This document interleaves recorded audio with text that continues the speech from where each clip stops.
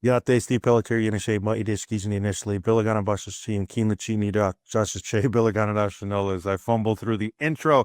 It's the state of the Pistons, which we do every year at the All-Star break. Quite a bit different state of the Pistons this year than in the history of this podcast. Who knew we'd be here? A lot of positive, but also a lot of looking forward to what we anticipate this team to do. I mean, it has to do with the playoffs, right? So let's get started right about now. Andy, welcome back. Let everybody know where they can find you before we get started. You can find me on Twitter at D_D_Pistons_fan. We are recording this on February 12th, 2026. Gee, what happened this week, Andy? We love this. It's the best thing when you're a Piston fan. It's been so long since there's been a honest to goodness actual fight, right? And that was a crazy fight. Like that thing Yeah. escalated and blew up. And then honestly, I didn't know that Stu could sprint that fast. Like he sprinted across the court. And he used to had his wraps on his knee and stuff. I noticed that in photos later. I was like, he looks ridiculous. Yes, that whole thing. That whole thing was crazy, very entertaining. Um, The whole thing is hopefully, he didn't beat Miles enough. We hate Miles Bridges. Gee, I wonder how many games he got suspended when he was beating his girlfriend and wife and traumatized his poor kid. Oh yeah, the NBA didn't punish him at all. yeah, no, it's and even the people who are just talking about like in my mind, I thought Stu was going to get suspended between 5 and 10, somewhere in there. But when you had people like saying like 20 games or something, some crazy number, I was like, where are you guys coming up with this? And then the storylines about Beef Stew and his fighting and all that, it's just a lot of it was nonsense. Yeah, so shout out to Jack Kelly. Jack Kelly put out a video today or yesterday confronting this exact thing of all these false narratives being put out about beef stew. So go check out Jack Kelly, Pistons Jack, on YouTube, where he addresses those things. And we definitely agree 100% with him. I know I commented on there too that for me, the whole thing was like the aggressor, like Musa headbutted Duran. Duran shoves him, and then the whole time, all Duran's doing is walking away. To me, I don't think Duran should have been suspended at all. If you watch that again, which I watched over and over, Duran is walking away the whole time. And the person that should have been suspended more, again, is Miles freaking Bridges. Not only because he had nothing to do with the initial altercation, he's the one running in there. Jalen Duran walks away for Musa going bananas, and he's all the way on the other side of the court. And who follows him all the way to the other side of the court is Miles Bridges. He was the aggressor in that instance, and he also put Stu in that position. Shout out to JB Bickerstaff for standing by Stu, saying, like, what's he supposed to do? That's his little brother. That's what he sees Duran as. And when you have somebody run up on him like that, that's just an instinct you have. Anybody, if you grew up in a dangerous area in the United States, like that's what you learn is you take care of each other like that. And that kind of stuff never comes out of you, especially when you grow up in sports and things. I remember on the team bus, like we got shot at once, and then we were never allowed to go back into this town in northern New Mexico. Yeah, again, Sue's from Rochester. Go look up his background and stuff. That stuff's just ingrained in you. Um, and any NBA fight, I think it's like that. Anytime somebody's clearly the aggressor, where they're keep needling somebody and keep pushing to make the fight go further, I really think the NBA ought to look into that and weigh that along there. It's like, okay, did you put somebody in the position to fight, or were you forced and pushed into the position to fight by somebody else? Right? I just don't think they ever consider that stuff, and it probably because every case is different, and they don't want to have to like weigh intent or whatever. But yeah, it did bother me that the one guy in this instance of Miles Bridges that was clearly the aggressor, they were just like, ah, whatever. And again, couple in his history of domestic violence, which the NBA never punished him for. It's like, how come nobody's talking about that? But meanwhile, violent, angry beef stew out here. Come on, man, it's ridiculous.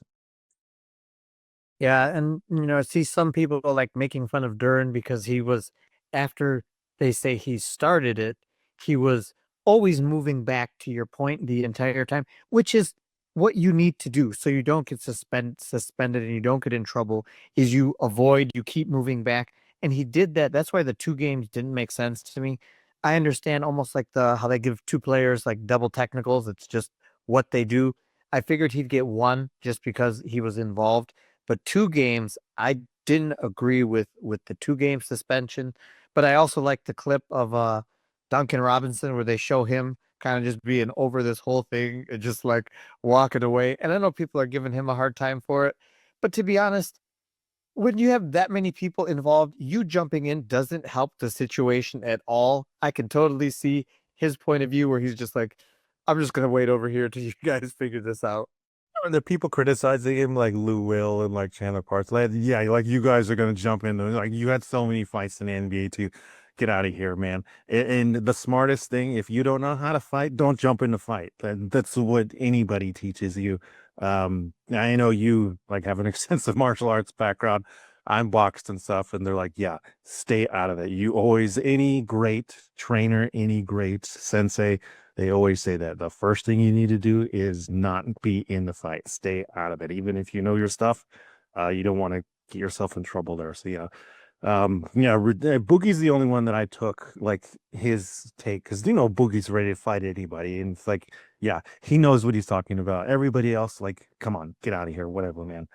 Shout out to Steve Henson. He calls Duncan D Unk. Like there's Unk in black culture. He said Dunk now is what we should call him since he's acting like the uncle out there, like, oh, getting too over this stuff, right? So yeah, we love a good fight too, and it's always best when that happens. Nobody got seriously hurt. Nobody in the fandom got in it or anything like that. But I grew up watching Bill Laimbeer and Charles Barkley like choke each other out. Andrew Toney, the Boston Strangler and stuff. I miss those days. I'm not gonna lie to you. And if you do look at some clips from like the 90s basketball, you know how many times guys like grabbed each other by the throat? It was crazy. We see hurt either. That's just the thing. It was just an entertaining fight. Basketball is from the streets, man. If you're not down with the fighting, I don't know what to tell you. I don't know anybody personally that grew up just playing in the gym. You play in the playground, and I got elbowed in the nose once when we were playing in elementary school, and I woke up looking up at the sky. Yeah, it's basketball and fights, man. I miss that time when it was okay to do it. And again, nobody ever got hurt. But we are here for the state of the Pistons. Every year we do like a state of the union type of address for the Pistons. Andy will go first, and then I'm gonna kind of unload on a bunch of different things that I see with the state of the Pistons. So, what do you think the state of the Pistons is right now, Andy? I mean, you can't help but be incredibly impressed with this team. Best team in the East. It really doesn't matter who is outside of Cade. It's like you can change the pieces around him, and this team is winning basketball. They're doing it in their own way. They're doing it defensively. They still have a bunch of holes and flaws, but they still find ways to win games. And even the game after the fight, we've got our starting center and our backup center are unavailable, and the team just flat out just crushed the Raptors. And it's it's been a great year. And that's why when we have our criticisms of the team, it's just because we think there's things that could be done better. But I understand people who are like, this is like the best record they've had in like forever. Like this might be the second best Pistons team of all time. Whatever. It's like, yeah, I know we're having a great year, but still, these you don't have seasons like this that often. So when you do have them, you need to take advantage of them, and you need to make sure you're doing all the things not only to take advantage of it right now, but for next season and the season after. You have a window, you got to do the best you can to make the most of it. But we could look at individual players, but this whole team has just exceeded all expectations. Danis finally got converted to his regular contract. Congratulations to him. Like just a wonderful season. Yeah, and shout out to Trajan. I think he did do a good job on that contract because it's 2 years now. So they'll have his bird right since they'll have him for 3 consecutive years. They've had him the last 2 years. and then they'll have him 2 more going forward, and then afterwards they have his bird right, so they can negotiate and pay him a little bit more if he ends up re-signing with the team. So anytime we have a player that's a long term, like has some kind of long term potential, if they don't sign him for 3 years or more, or they haven't been with the team 3 years, 3 consecutive years or more, that's a bad deal. I just think in any basketball contract negotiation, if you have players that are that young, again, sign them to a 3 year deal or more so you have those bird rights. Otherwise, like, what are you even doing? Like to give you an example of what's a bad one is what Sacramento did with Keon Ellis. Like ridiculous. That's why he's going to be an unrestricted free agent. I think they kind of have his bird rights, kind of don't.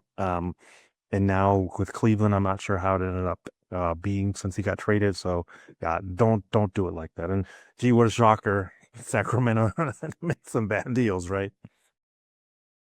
So the way I've thought about the Pistons, because again, we have talked a lot about faults. I've been critical of Jordan and stuff, but like you cannot say that this team is not just amazing and has great depth, and they really built out a roster that fills in when the guys miss, that commits to defense on every single level. But the flaws are very, very obvious to everybody. Number one, obviously they can't shoot, right? The shooting is still weird. The free throw disparity still exists, right? They might get to the free throw line a lot, but they still have guys that are a liability at the free throw line that really drag them down.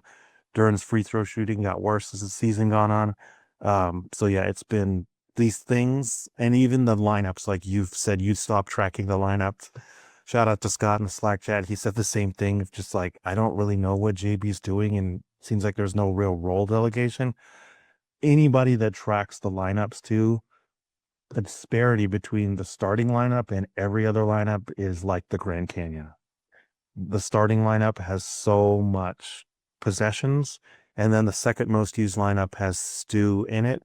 And then after that, it's like everything's under 100 possessions.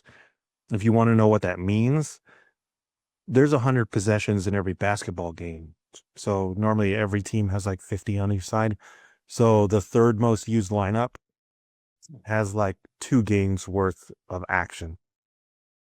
And the second most used lineup has like, I think it was like 10 games worth of action or something. So it's very clear that JB only wants to play the starters, and every other lineup is just like, all right, let's try something else out new tonight. So these are things that are there, but the way I've decided to talk about it is I think this team, and when we talk about the state of the Pistons, they're on the precipice of greatness. What do I mean by that? Well, again, obviously they're a fantastic regular season team, but all of this, as we all know, can be erased in the playoffs, right? I brought up that 60-win Hawks team. You didn't even remember it, Andy, right? I did not. Once you brought them up, I'm like, oh yeah, and they did. They had a great regular season, but then they disappeared in the playoffs. Go look up any team that's won 60 games. The only ones anybody's going to remember are the ones that won the finals or are like the 2000s Kings teams where everybody's like, they got screwed out of an appearance to the finals, right? It's very rare that teams that win 60 games and then don't go to the finals get remembered. And if you're out there of like, oh, that'll be fine, and like, get out of here, man. They should be setting that standard for themselves that since we're the number one seed, we want to get to the title. Again, that's what all the talk is. They need to get to the title. They're that good.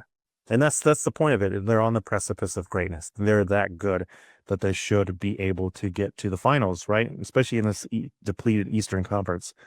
But what I say on the precipice of greatness is all of this could be erased in the playoffs. The number one flaw they have, Andy, it's not just shooting. They have 2 non-shooters, like zeros, guys that do not shoot at all in the starting lineup. That's a problem, right? It's hard to overcome one non-shooter. I can't think of a team that employed 2 non-shooters in their starting lineup in like the last, I don't know, 15 years, probably since the Warriors became what they were. Maybe even going back to like the Spurs and the Heatles. I mean, even go back to the Heatles, which I'm going to talk about that here later on. Mike Miller, Shane Battier, even Mario Chalmers. That's why they brought in Ray Allen, right? And the whole reason that Bosch became the focal point of all their, like, I don't know if they're good enough, is because they needed him to be a stretch big, which he didn't want to do. And then when he did, they became better. Um, so yeah, having two non-shooters in your starting lineup is a big problem. They need a star to play 30 minutes or more, and they're dependent on Duran to play 30 minutes or more because they've made him the second option, right? So they need both guys to play 30 minutes or more come playoff times. I got a question for you, Andy. All right. Since the year 2000s, how many title teams have not been in the top 15 of the league in 3-point makes, attempts, and percentages? So again, since the year 2000, since the new millennium began, how many how many title teams have not been in the top 15 in the league in 3-point makes, 3-point attempts, and 3-point percentage? From the top half of the league in 3-point shooting in the last 25 years, I'm going to say 5 of them. Yeah, you got it right on the head. So in the last 25 finals, there's only been 5 teams that have not been in the top 15 in 3-point attempts, 3-point makes, and 3-point percentages. Why I did that is I wanted I wanted to see like how many of these teams were actually relying upon the 3-point shot. Was there any in this sample that was just like, forget the 3-point shot, we're going to do something else to win? And I kept pushing it back further. At first, I was like, well, this is probably like a Warriors thing. It's probably within that. Like before that, you will probably see like, oh, these teams that really emphasize the 3-point shot. Ugh, that is not the case. 2000 was as far as I pushed it, because before that is like the 98 Bulls and like the Spurs with Timmy and the Admiral. So I was like, okay, that's probably like a clear line. It's like before 2000. Yeah, definitely double big and Jordan in the post and doing the mid-range stuff. So that's by the year 2000. So there's been 5 teams since the year 2000, title teams, 5 title teams since the year 2000, who were not in the top 15 in 3-point makes, 3-point attempts, and 3-point percentages. Who were they? Oh, I don't even have a clue. You do know one of them very easily. Everybody should know the first one that comes to mind. Oh, just the Pistons? Yeah, absolutely. The 2004 Pistons. The other 4, all the way back in 2000, the 2000 Lakers, the first of the three-peat. 3 years later, the 2003 Spurs. I think that was the second of their titles. And then the 2004 Pistons going to work. And then the last 2 are the 2009 Lakers. And the last team to not be in the top half in the league in 3-point makes, 3-point attempts, and 3-point percentages was the 2012 Heat team, the very first Heat team that won the title. Hmm. I got some bad news for everybody, though. If you're still out there being like, well, this doesn't mean anything, because, like, look at all those teams. I mean, number one, the last team to even do this was back in 2012. How many years ago was that? 13 years ago? Yeah, so it's been quite a while, right? Again, think of the Warrior Revolution and even going back to like Orlando and 4 Out and stuff. Yeah, it's incredibly difficult. It's going to be historic if the Pistons could make even the finals doing this. And the bad news for all of these, you're like, oh, 5 out of the last 25. That's not that bad. Well, I said the 2000 Lakers were the first ones. If you look at their second title and their third title, they get progressively better as 3-point shooters. Every year after that, they not only emphasize the 3-point shot more, but they get more efficient at it. And they're in the top 10 in all 3 by the third year of the three-peat. 2003 Spurs, the they made 3 one of their main features after that. After 03, go look at all those teams afterwards, like when they get Kawhi, Danny Green, and all those guys, and they win 3 more titles. Look at their title teams when they do win it. They're one of the best 3-point shooting teams in the league. 04 Pistons, maybe the reason why they didn't continue to go further is they didn't have enough shooting, right? And also the Spurs and and the league screwed us out of that shot. Somebody go take out Robert Horry. He doesn't need another title, damn it. It'll save Kings fans too. They hate Robert Horry maybe more than we do. Um, but I digress. The 2009 Lakers, the first of the back-to-back title team with Kobe and Powell, again, the year after, guess what? They get really good at the three-point shot after that again. In the top 10, I believe. I think that one also. If three-point makes, three-point attempts, three-point percentages, they're like, oh, we got to get better at shooting. Because we scrape by and we're able to win without it. But if we can get it even better, then guess what? We'll be able to repeat. And the Heat, again, the Heat. What happened the first year they made it to the finals? That was the Dallas year. Was that Dirk Nowitzki? Yep. Oh, what did Dallas? What was Dallas really good at? Maybe they could shoot the ball. Yeah. I mean, Jason Terry, I remember Bill Simmons called that shot he made on LeBron in the elimination game like the greatest irrational confidence shot in history of the NBA, which he might be right. But I mean, Terry killed him, right? Peja had his moments in the playoffs, 3-point sniper forever. And obviously Dirk, right? Like Dirk just can kill you from range wherever. Yeah. And then that year after, they're like, we got to get Shane Battier, we got to get Mike Miller, and then they won the title, and then they're like, we got to go get Ray Allen, and Chris Bosh became more of a stretch big again to complement LeBron and D Wade and give that team the 3 point space again. He also a low key go look at LeBron's shooting numbers before the Heat when he's on Cleveland versus when he's with the Heat. That's when you can see his numbers and the volume might not go up, but his efficiency takes a giant leap. That's when LeBron it becomes an actual threat from three that you can't leave open. So this is my point is like if this Piston team is gonna do good in the playoffs, like they're gonna be historic because it hasn't been since 2012 that a team has been reliant on two non-shooters like this to be able to go far in the playoffs. And let's look at where the Pistons are at right now in terms of 3-point makes, 3-point attempts, and 3-point percentages. Andy, you have any idea where the Pistons rank in terms of 3-point makes, 3-point attempts, and 3-point percentage? Oh, I'm probably going to say 20th or worse in every category. They are 28th in both 3-point makes and 3-point attempts. 28th in both 3-point makes and 3-point attempts, and they're 21st in terms of 3-point percentages. That's the first hurdle this team is going to have to overcome. I mean, again, in the playoffs, to me, I think Cade might even see triple teams. Who's guarding Asar? Who's guarding Duran? You know, you kind of depressed me, man. Yeah, yeah. But we know how great Kid Cunningham is, and we've already seen this happen last year with the Knicks, right? It didn't seem like it was that big of an issue. What became more of an issue is like Beasley got cold, right? And then Stu wasn't there either. So maybe these are other things that chip in, especially with Stu and his ability to just snuff out the paint. Like maybe there's a big enough thing. And it's not it's not like we don't have film on this, but they weren't reliant on Duran the way they were last year. So I just wonder how that's going to change. And again, having two non-shooters, and the last time anybody was not relying on the 3-point shot to win a title was 2012. And there's only been 5 of them in the last 25 years. Yeah, it's not a good sign for their chances.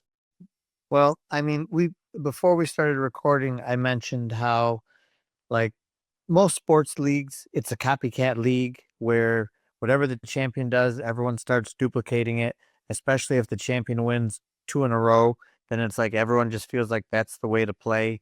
And in my mind, I was like, oh, the Pistons are doing it different. This is something they can do. But the problem with what you just showed us is those 5 times that it happened were since 2012. So like almost every other year it happened back then, but it hasn't happened in 12 years since, like 13 seasons since. It's highly unlikely that it's something that's going to work. So that's the bad news. The good news is if they buck the trend, they're one of the best teams like ever. Which is it possible? Absolutely, right? Is it probable? No. I just laid out why it's not. But you know who that was said of? What is that now? 22 years ago? The Pistons team. Going to work, right? This is never going to work. You can't snuff out teams like this in the playoffs. Ben Wallace doesn't score. Nobody guards him anyway. Like, Rip Hamilton just runs off the ball. Chauncey's not good enough as a scorer, right? Like, Sheed is a head case. Tayshaun doesn't do enough. And it's like, no, they came together. They played suffocating defense that did translate in the playoffs. So, yeah, that's the upside of it is like if you see in round one like it works, then it's like, yeah, you just said it. They're not doing what everybody else is. Because if it becomes a problem in round one and they just like sweep whoever they have, then it's time to be like, oh yeah, I don't know that other teams have like a counterpunch for this. It's so hard to imagine that nowadays where like everybody's pooed on the defense wins championships for what, like 10 years maybe? Just because when it comes playoff time, it's like, oh, they didn't have a second scorer or whatever. So yeah, this Piston team, like I said, on the precipice of greatness, because everybody else is zigging, they're zagging, and if they did hate on it, then oh boy, it's going to be again monumental. Man, but I still didn't realize that it's been that long. 13 years is a long time since somebody hasn't been able to shoot the ball decent to win the title. And just looking at what they did over the trade deadline in terms of doing nothing to really help that that makes me hate the deadline even more. Yeah, it's like two LeBron teams ago, and everybody on that team is pretty much retired now. So that's how long ago it was. It's pretty bananas. Yeah. The other thing that I did think about when it comes to being on the precipice of greatness is Trajan has to be mindful of the cap now. Who's the next guy to get paid, Andy? Your favorite Pistons. Yeah, Jalen Duren for sure. He's we're gonna do this objectively. He's not a bad player, right? Did been great in terms of upping his points, always been a fantastic rebounder. We've had issues with him on defense. Has shown he could pass, even though that's been down this year. But we're worried, right, that he's going to get a max. And I've heard Sam Vecini talk about with the Jaden Ivey deal when they talked about, oh, the cap hold comes off, they're preparing themselves to, you know, either offer him during a max or be prepared to match an offer for him. Why is that concerning? Well, for me, it's concerning just because basically you're saying this is the number two man on this team. And can he do the things you need a number two player to do?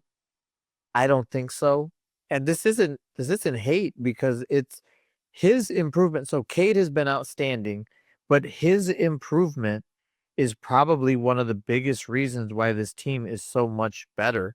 His improvement, Asar, everyone's has improved, but if you're going to be paying him like a number two, look at how many teams you end up looking at and saying, oh, they got into trouble because they started paying this guy like he's a number two or like he's a max player, and he's not.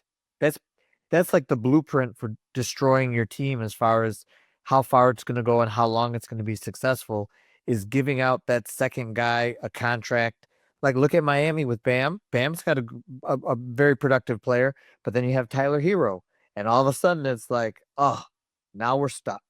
Now we've got to do all kinds of stuff if we want to make a trade to get a certain player, and it just makes everything so much more difficult. Yeah, absolutely. We know he's improved in terms of points. Let's go look at how much he's improved in terms of points. All right. Do you want to take a guess Where does Duren rank in the NBA in points? First, we'll start with total points, and then we'll look at points per game. So, in total points, where does Duren rank in the entire NBA? Not just centers, but all positions. All positions. Oh, I would say 80th. All right, we're on Basketball Reference. Let's go down the leaderboard. So this is the leaders in points. SGA is at number one. We see our guy Kate Cunningham here at 12th. Keep on scrolling down until we see that DET again, and here he is at 66. Duren is 66th in the NBA in terms of points between Najee Marshall and Jaime Jaquez Jr. What would you pay Najee Marshall and Jaime Jaquez Jr.? It's funny. As soon as you said that, I'm like, man, we can't pay you that much money. Yeah, but to be fair to Duren, only 44 games. Najee's played 52 and Jaime's played 51. If you look right above Duren at 64 is Brandon Miller, who's played 38 games, and he's 64. And like Jabari Smith Jr., 63rd, he's played 52 games. And Naz Reid's not that far off. Naz Reid got 25 million. Jabari Smith got about, what is it, 24 million annually, something like that. And then Brandon Miller, I mean, Brandon Miller's balling when he's out there, and he's looking like he might be max worthy. So that's the other part of it is, sure, like, we're like, we don't want him to be between Najee Marshall and Jaime Jaquez. That should be number one indicator of like, yeah, don't pay this guy the max. But other players that are around him, Brandon Miller, Jabari Smith, Naz Reid, and even below him, guess what? Duren scored more points than LeBron. Look at that. LeBron's at 69, LOL. Juvenile Teenage Me says he. LeBron's at 69. And even like Evan Mobley, Defensive Player of the Year from last year, is at 72. So there's arguments on both sides. Like, look, you can see Duren improve to where Mobley's supposed to be taking a step forward, but he ain't scoring as many points as Duren. But then we're like, well, I mean, sure, he improved, but he's still stuck between Najee Marshall and Jaime Jaquez. But let's look at the points per game, because the points per game might be a little bit more forgiving, since it's like, okay, when he is out there, how is he productive?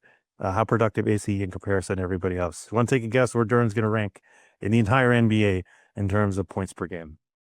Oh, let's go 55. So Luka Doncic, number one in the NBA in points per game. Our guy Kate Cunningham, 14th here. Let's go on down until again we see that DET, and there's Duren at 47th in the NBA in points per game, in between Evan Mobley, there he is, and Amin Thompson.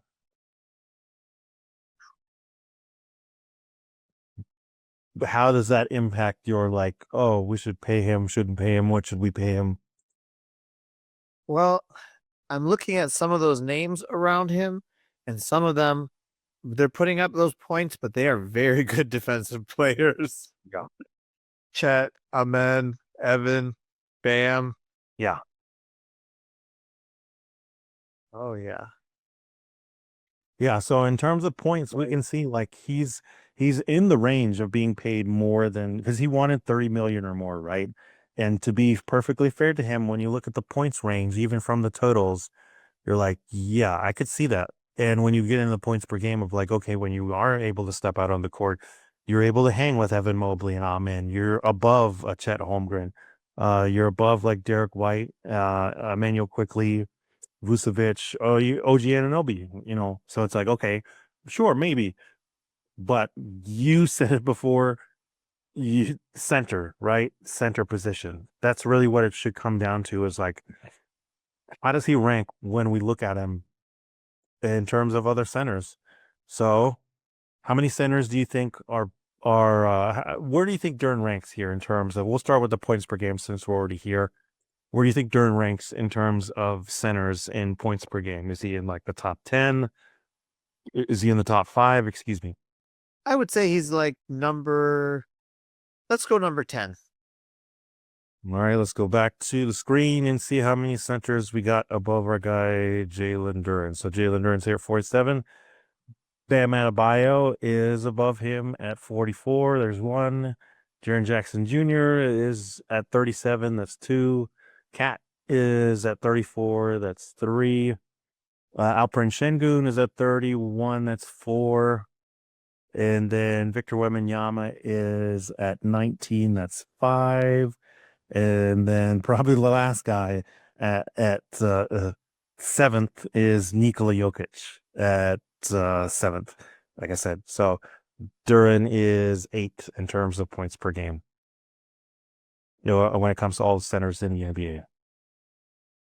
All right. What about total points? I would say centers seem to get hurt more. I'd say he's probably around the same. All right, let's see. What did I say? He was 70 something, or was it 60? 66. All right, so Duran's at 66. Naz Reid is above Duran here at 62. That's one. Onyeka Okongwu is at 57. That's two. Our buddy Joel Embiid is at 56. That's three. Vucevic is above Duran. That's four. Bam, 44. That's five. Jaren Jackson Jr. at 39. That's six. Şengün at 38. That's seven. Wembanyama at 35. That's eight. Cat at 33. That's nine. And then Jokic at 20th. That's 10. So in terms of total points, Duran's 11th in the entire NBA.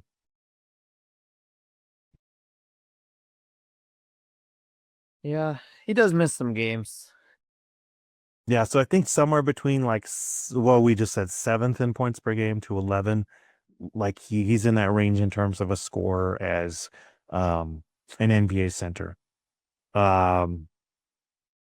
What about those other names that I just mentioned? Everybody I mentioned above during here: Naz Reid, Okongwu, Embiid, Vucevic, Bam, Jaren Jackson Jr., Şengün, Wembanyama, Cat, and Jokic. Why do you think they have more total points than Duran? Because they're better offensive players than him. Yeah, they have a more diversity to their game, more options. They're just much better offensive players. Yeah, even Şengün, who sucks as a 3-point shooter, he at least takes them, so like drops a little bit more in the bucket. He's also a better free throw shooter than Duran, so it'll again more drops in the bucket there. That's the other part of it to consider is like, okay, we know Duran is this good, but as we all know too, the contract, when it comes down to it, you're not paying a guy after his rookie deal for what he does. You're paying him for what he could become in the future, what you believe he could become in the future. What we know Duran is one of the best rebounders in the NBA. Because if you want to break it down on that too, you like don't just look at the points, right? You're like he's one of the best rebounders in the NBA. He's been that way for a long time. That should be also considered into his contract situation. Duran's top 10 in rebounds. He's 10th in total rebounds. He's one of the best offensive rebounders in the NBA. He's fifth. I honestly think they ought to utilize him a little bit more than that. I think he's a teeny bit underutilized as an offensive rebounder. And then defensive rebounder, Duran is at 18th. So you can see the disparity between his offense and defense. Takes a little bit of a backseat. And again, does crash the offensive glass more, which he should, as that's a nice defensive skill set. How do you want to break this down? Do you want to do it in terms of just total rebounds, maybe like offensive, defensive rebounds? Because we should analyze him amongst the other guys here also in terms of rebounds to be like, okay, what are these guys getting paid? And what all do they do in addition to rebounding that gets them paid? I would say to look at the rebounds separately in terms of offense and defense. All right, let's start with the offensive one since that is where Duran's strength relies. And we'll look at the top five guys. I think that's probably the best way to do it. Mitchell Robinson's at 4, Moussa Diabate's at 3, Rudy Gobert's at 2, and Donovan Clayton's at 1. Maybe this was a bad idea to start this off. So paying these guys, right? Even Rudy Gobert, sorry, Rudy Gobert. We obviously have our axe to grind against you too. You ain't as good as Ben Wallace. Shame on you winning all these Defensive Player of the Year awards. You didn't deserve 2 of those. But anyway, yeah, maybe it's a bad start. If you want to pull it out to the top 10, in terms of offensive rebounding. Jock Londale's at 10, Mosqueda's at 9, Mark Williams is at 8th, Cat is at 7th, Khalil Ware's at 6th, and then again, Duren at 5, Mitchell Robinson at 4, Musa Diabate at 3, Rudy Gobert at 2, and then Donovan Clingan at 1. I think the lesson to take away from this is that the NBA does not care about offensive rebounding because the only guys here getting paid are Gobert and Cat, right? Yeah, but they're not getting necessarily paid for their offensive rebounding stats. They're getting paid for their other skill sets, but they're just good at this also. Bingo, yeah. Again, if you want to pay Clingan, Diabate, our new best buddy, Khalil Ware, Mark Williams, Demas Kata, Jock Londale, like I don't know what to say, right? Let's look at the defensive rebounding then. I mean, Duren falls to 18th there. Oh my gosh. I did not realize this. Duren is behind Luka Doncic in defensive rebounds. Did you know that?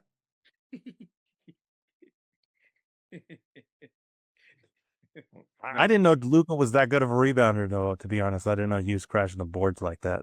So shout out to Luka.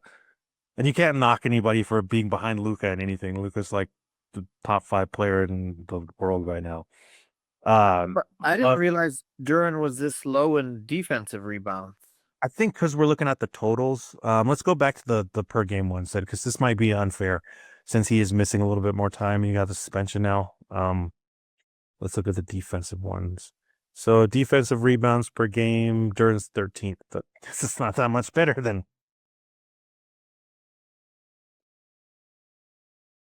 No, he still doesn't clear Luka Doncic here. Oh, come on, man. No, Luka's an animal.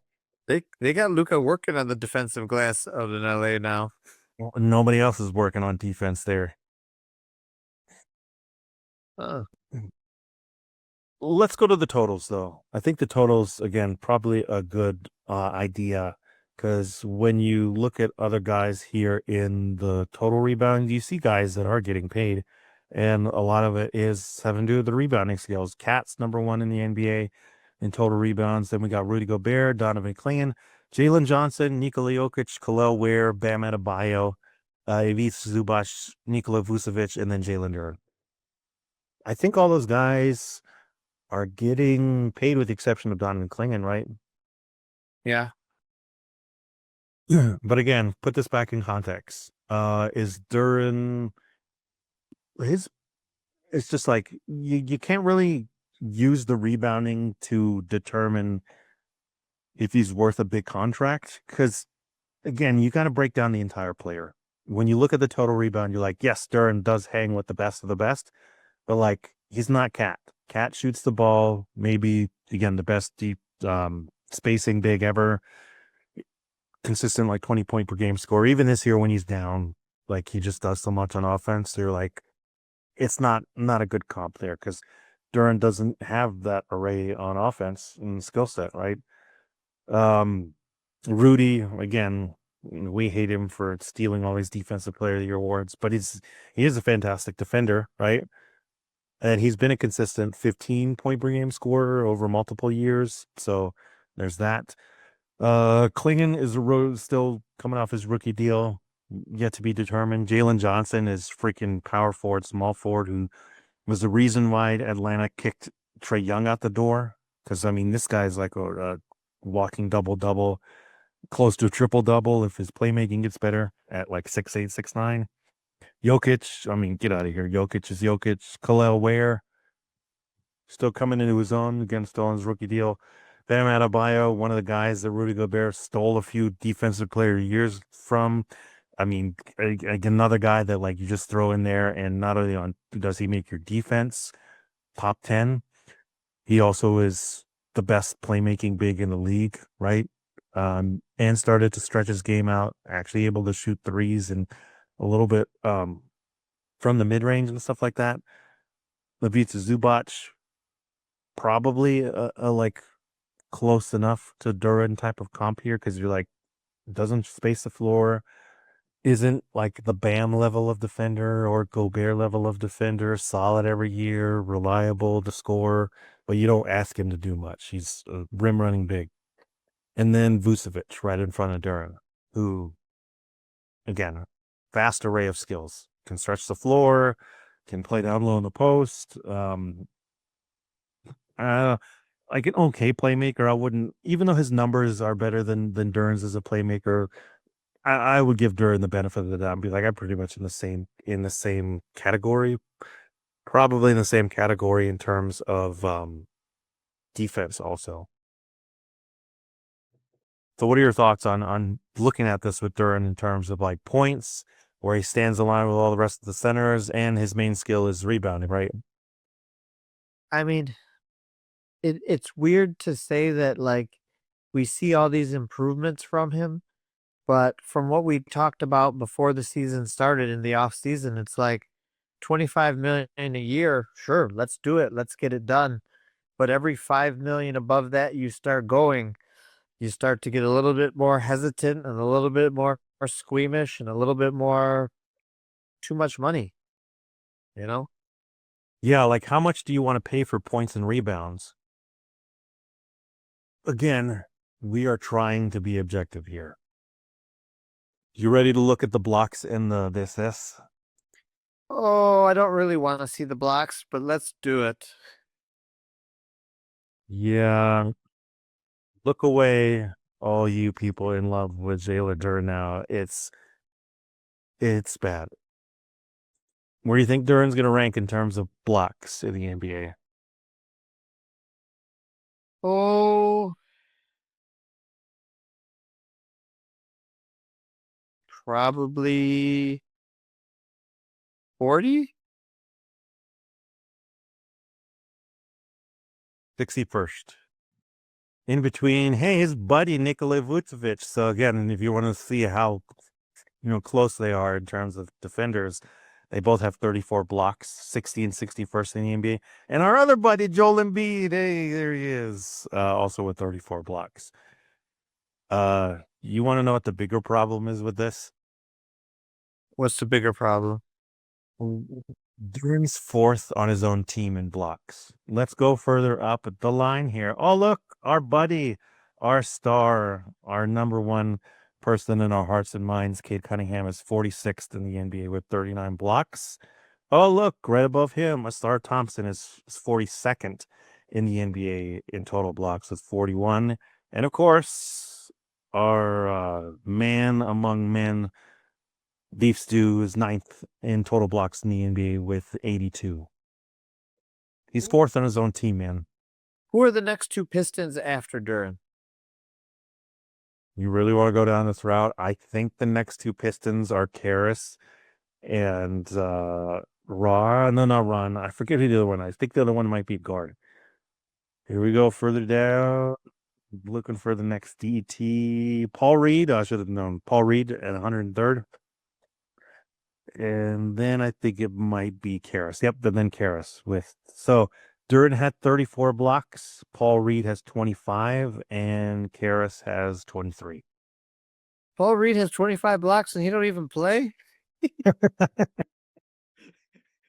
Yeah, I, I didn't want to do this. I didn't want to do this, but minutes. Where was Paul Reed at? Let's find Paul Reed again. To put this in perspective, people. Blocks is not a measurement of how good of a defender you are. Blocks is not a good measurement of how good of a rim protector you are. Somebody explained to me very, very long ago, blocks are an effort stat. Blocks measure your effort, and it's particularly for a big, particularly for a center, they are the measurement of how much effort do you put in to, your defense, because your job as the center always is the last line of defense at the rim, right? Paul Reed has only played 486 minutes. He got 25 blocks. Duran, meanwhile, has played 1,218 minutes, nearly 3 times the amount of minutes as Paul Reed. And the disparage between him and blocks is 9. But Paul Reed is so rested that when he plays, he gets to put it all like in the game yesterday, he had 5 blocks.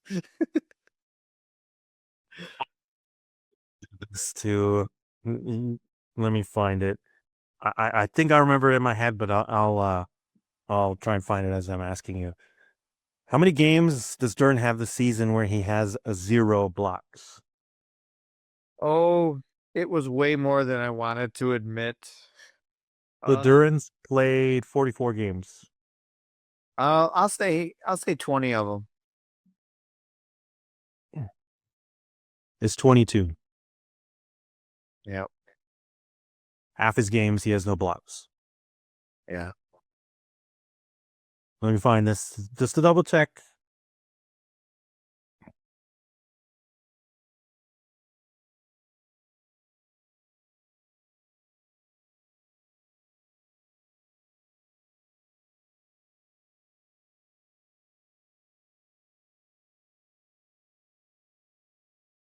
Yeah. So it's exactly half 22 games without a block and 22 with at least one. I think this is, again, why I started with that blocks as an effort. I think this is like the perfect encapsulation of his defense. It's 50-50. Like he has 50-50 effort out there, man. How's his free throw, not his free throw, but his foul problem coming along?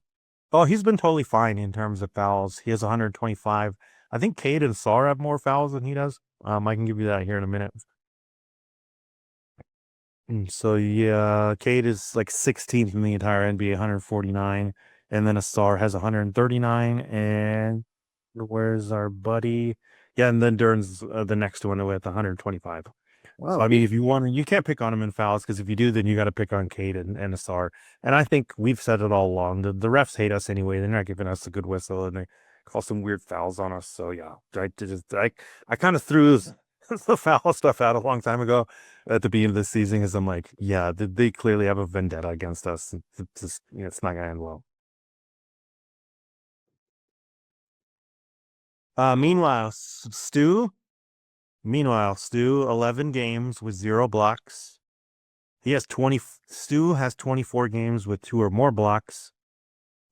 And he's played 48 games, and he's played 102 less minutes, which is around like 4 games less than what Duren's played.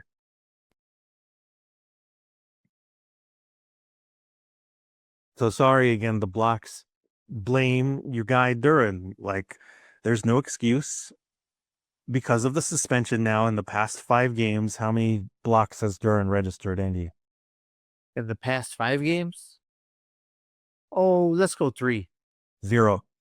Oh, okay. He's still on that streak. Yeah, it's worrisome. How much do you want to pay for an offensively leaning center that can't average a block per game? Well, I don't want to pull. Yeah, I don't want to pull his defensive field goal percentage. And to be clear, I don't think I'm going to pull on-off numbers for anybody anymore. The on-off numbers say bad things for Cade. The on-off numbers say bad things for Asar on defense. The on-off numbers say terrible things about Stu. I don't believe in any of these on-off numbers. Number one. I think because JB's been so reliant on the starting lineup and then been so all over the place with who comes in and who comes out, I think it's kind of messing with the numbers. So I don't think it's fair for anybody. If you can understand and I'm going to do a little bit more research into this, but it might take me until like the off season for me to really understand it and then be able to explain it. Is how is this measured, and what could this idea of like one lineup being out there all the time and then every other lineup is just kind of like whatever every night? How does that mess with the on-off numbers? Because clearly something's wrong. But the defensive field goal percentage, I think, is still reliable. Again, it still says everything that we know. Like, Star shutting people down, Kate isn't allowing threes, Stu's shutting down the rim, and Duren is improving. But unfortunately, the 6 feet and in shot percentage got worse since last time, and the shots from three still aren't good.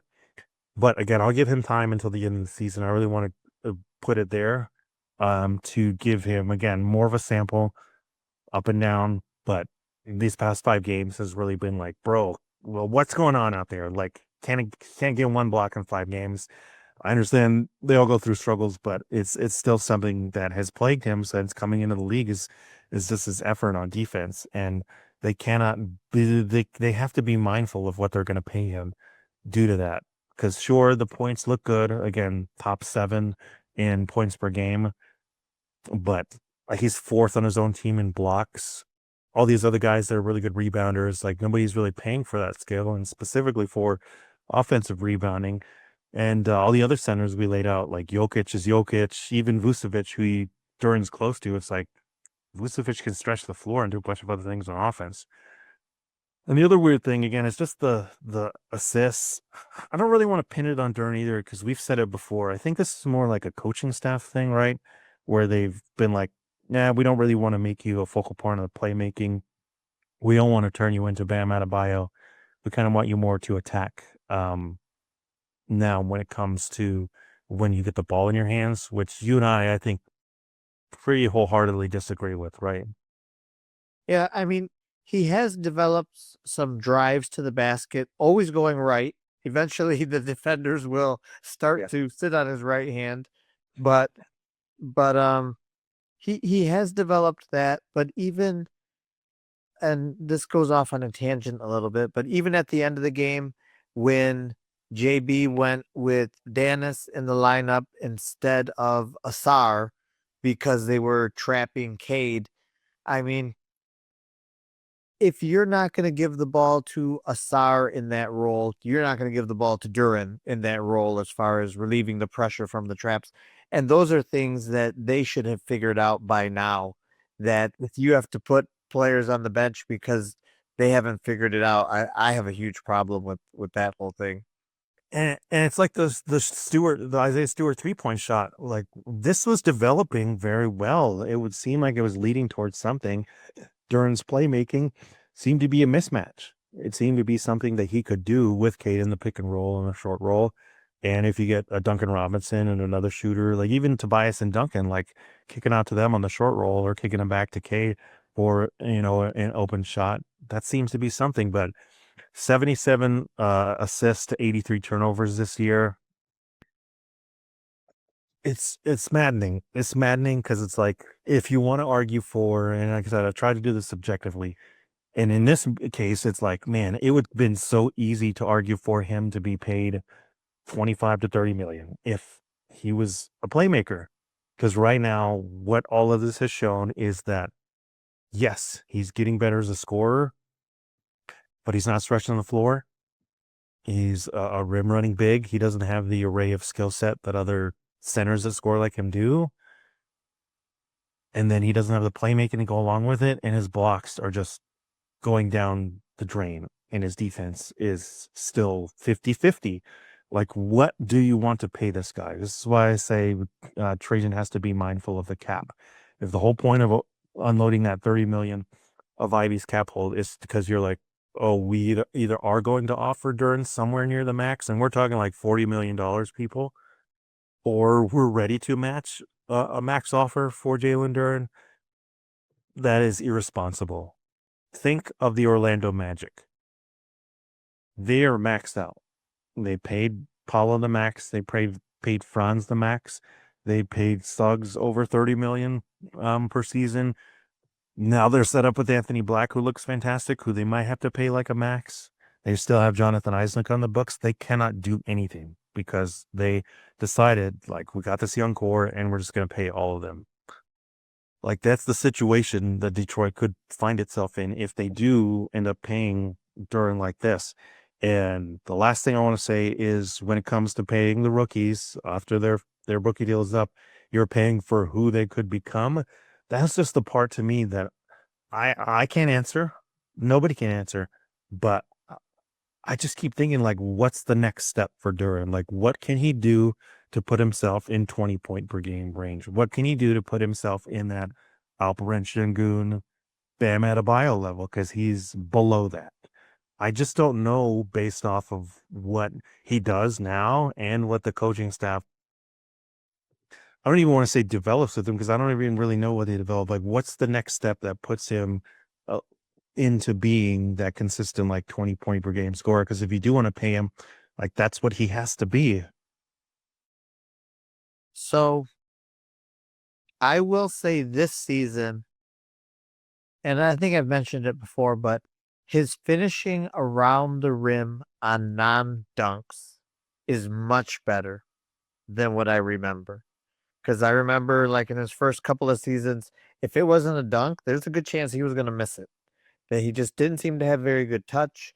On a lot of his drives, he's using the backboard. I've actually been impressed with his finishing on non-dunks, but how much farther can he take that? Like, can he develop more moves around the basket? And I forget who we had on who did a show that they were just pointing it out that because they made me think about it. The center position is a position that a lot of teams are weak at. And if you have a center who can score and dominate from that position, you do have an advantage. The question is, can Duran be that guy? Because the gap between like, and I don't even want to say Jokic because he's just like a freak, but just a big who can score down low, like there's not many of them. So, but could he do that consistently? Man, is that what you want to bank on when you're giving him a bigger contract that he's going to become that? That's a tough gamble. Yeah, the name that I consistently go back to is the Onyeka Okongwu. Because if you want to say like, well, he could develop more, like, and my rebuttal is always like, what's the evidence? Let's go back to Onyeka Okongwu because he's somebody that the player he is now is. If you say you knew Onyeka Okongwu was going to become this, you're a liar, right? Onyeka Okongwu this season, 16.2 points per game, 7.7 rebounds, 3.2 assists per game, 1.2 steals, 1 block per game. Shooting splits are 56.6% from 2 point range, 37.9% from 3 point range, and then 77.9% from the free throw line. And those threes, he's taking 5.4 3 point attempts per game.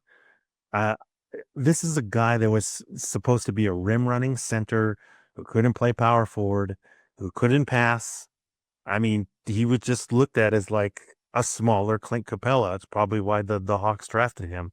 And even after 3 seasons, it's like, I don't know. I guess we're looking at like 10 points. Like he took a total of 4 threes across his first 3 years in the league.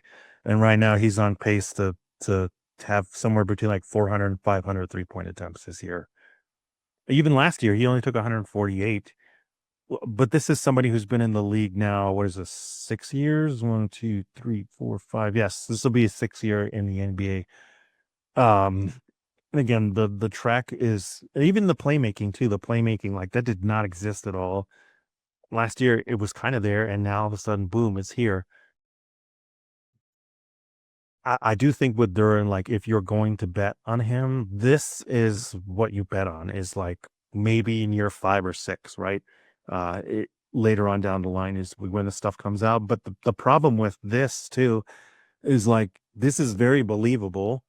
Number one, especially with Fred Vincent here, like you could see him working on 3 point shot and eventually being able to do it. And we've seen he has touch to do it from time to time, but it just takes a consistent effort in it.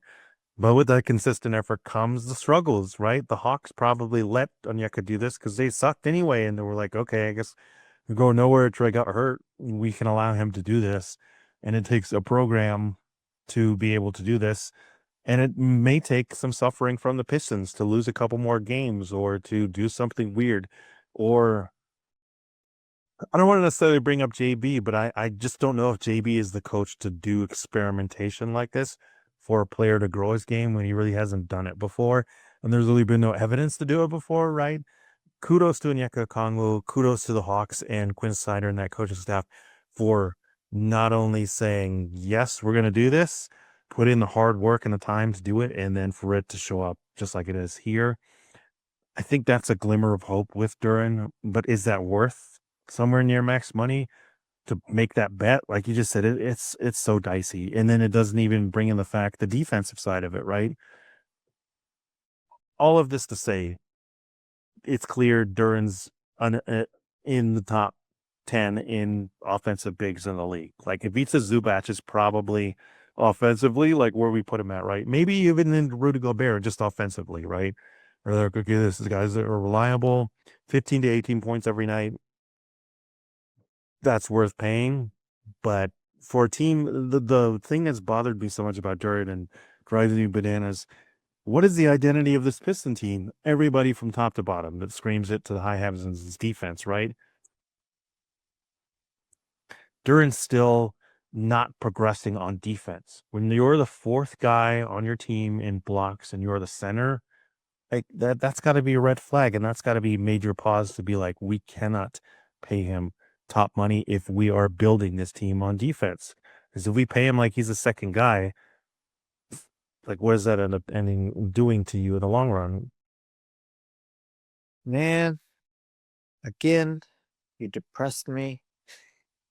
Um, the thing that stood out there that really bothered me though is when you're gonna talk about like where's he going to progress and improve, and this would be my one of my criticisms for JB, and in some ways it's not his fault. As the coach, if his job is to win games and this is what he's come up with to win games, fine. However, you can't pay a player for the potential of what he's going to develop into if you're not going to give him any opportunities to develop into that. And we haven't seen like Asar given opportunities to develop in that ball handler point guard role because I guess we're trying to win games. So that's where you have to tell me, like, well, what are we doing here? Because I've said it before, like, yes, we might have the best record in the East, but I would take 5 more losses on our record if that meant that Asar got to have more of those reps in those situations. If I would take 5 more losses if it meant that Isaiah Stewart was putting up 5 3-pointers a game because that was on track. And that's something that we went off the rails with when JB showed up. And he has the potential and the ability to do it. And for a team that has that sort of need, it would make sense that you would develop that. For a team that needs 3-point shooting, you would give Marcus Sasser minutes to shoot the ball instead of giving those minutes to Karis LeVert. So that's where it's like the front office and JB, they have to be in sync if they're going to say, yeah, we're paying him because he's going to become this. Are you going to give him the opportunity to become that? I mean, I would have even taken like 10 more losses if it meant they were tinkering with Duran being one of the primary playmakers and figuring out ways that he and Kate can work together with like Duran, like a DHO guy, or Duran in the short roll, being able to feed shooters and things like that. Like that stuff would help out and make him a more dynamic player than he is right now. Like you said it here, he's going to his right hand. He's creating, I guaranteed in the playoffs. That's going to be one of the things people key on. And it'll be interesting to see how he reacts to it Duran and how the coaching staff reacts to it. On the precipice of greatness, like I said, everything comes down to the playoff success, and how they respond to it. What do you think would these are my final questions. Do you have any other Duran thoughts before I move on to the final questions? No. And the thing is like he's improved a lot and he's doing great. So it's not that we're knocking the guy. It's just that if they're going to give him a big, big contract, we just have red flags all over that. Not for right now, but for what it does in terms of constructing a championship team that can make deep runs multiple years without being like other teams that were like, oh, we're kind of stuck on the moves we can make because we gave this guy a contract. I mean, if you want an example, just look at what's happening with KD and Alperen Şengün right now in Houston, right? Şengün is a monster offensive player. He's a fantastic playmaker, but he doesn't play no defense, and he and KD starting to get into it there. And that side of the ball doesn't matter to Şengün as much, and it really is limiting their chances. And we'll see if they can pull anything out as playoffs, or if it is something that continues to be like an Achilles heel of the team. Because even for a player that is that good, that is clearly a tier or two above Duran, like the lack of defense, it just kills you when it comes to the playoffs. So yeah, absolutely.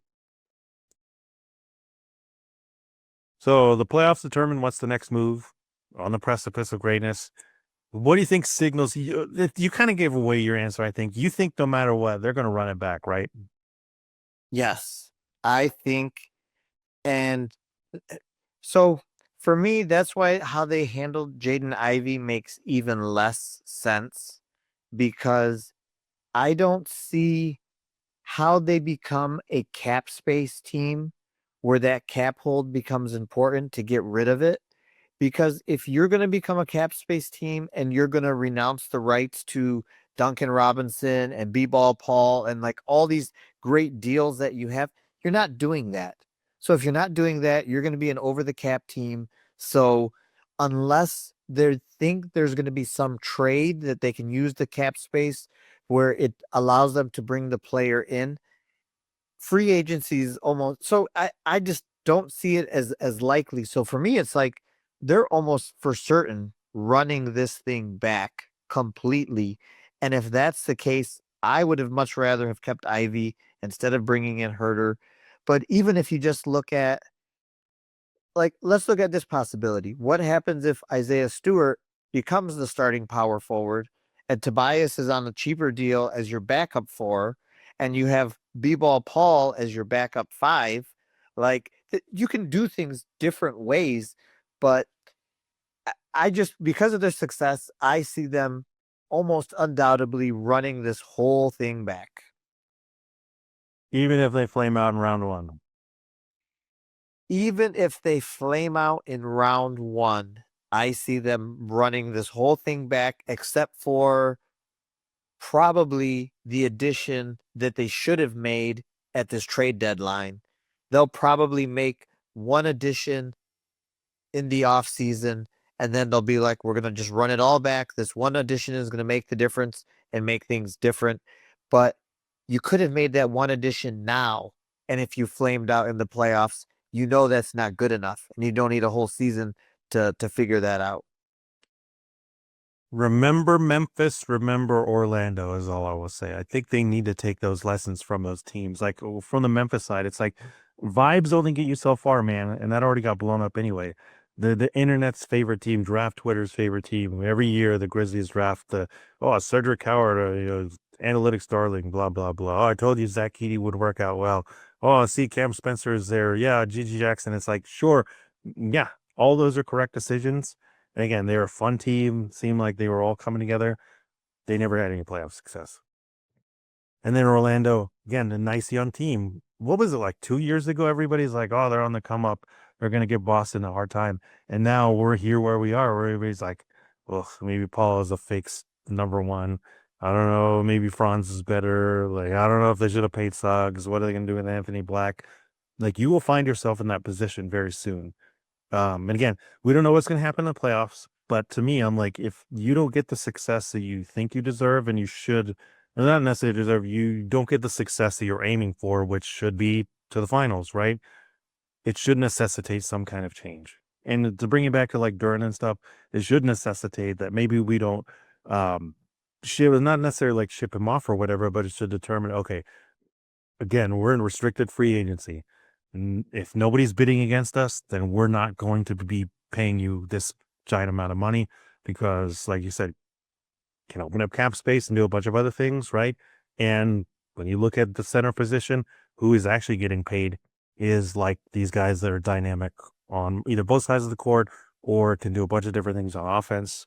Like to me, that's the next thing is if they do come up short and if they do really fall short of where their goal is and they don't make really big changes, like, come on, man, like what, don't end up being like Orlando where you're just like, oh, we're just going to pay our young guys and then figure it out later and then be stuck where they are right now. And you don't want to be like Memphis where you're like, nah, we're a feel good team. We'll be all good in a couple of years. And then you never know what's going to happen. We don't think Kate Cunningham's going to get like a strip club addiction or anything and all that kind of stuff. Let me be clear with that. But ownership very much could determine that one guy should be dealt off like a Desmond Bain or something like that. So, yeah. And it's a small sample, but still this season they're 8-1 when Duran has not played. And if you are an important critical piece of the team, you would expect them to struggle more if he's not available in the lineup. And I know like Pistons fans, because it has been fun, like we have made so much fun of the Knicks for blowing them out in the 2 games we've played this season. Duran didn't play in either one. And we lost a playoff series last year that was very, very, very close. But in 2 games this year, he hasn't played, and we have blown them out. And again, super small sample, but it just makes you think, like, because I mean, how many teams do you have a player that's going to get a ton of money, but if they're not playing, the team still is just as successful? Like, that's not how it's supposed to work. Yeah, absolutely. Be prepared. The non-shooters, that gets a thing that's going to come. It's going to come against them eventually. And either they're going to be historic and snuff people out on defense everywhere, or it's going to end up like every other non-shooting team in the past, well, what did we say, 13 years? Yeah. So that's the state of the Pistons, on the precipice of greatness now. We know they're going to be fantastic, but we are anticipating the playoffs, and boy, oh boy, we are uncertain how it's going to come out. But yeah, it's so much fun to watch this team. And Cade for MVP, man, come on. And if they win the title this year, I apologize. Give Jalen Duren the max, and we'll celebrate with that one-time championship that we won this year. Don't give him depending on what he does. Like, come on now. Don't be throwing out money. And when it's not your money to spend, right? But yeah, if they win the title, then yeah, forget it. We don't know anything. They win the title, everybody's getting a max. Absolutely. On the precipice of greatness. Andy, let everyone know where they can find you before we get out of here. You can find me on Twitter at D_D_Pistons_fan. Yeah, thank you so much for listening to us. We will catch you next time. Please, playoffs, hurry up and get here already. We're going to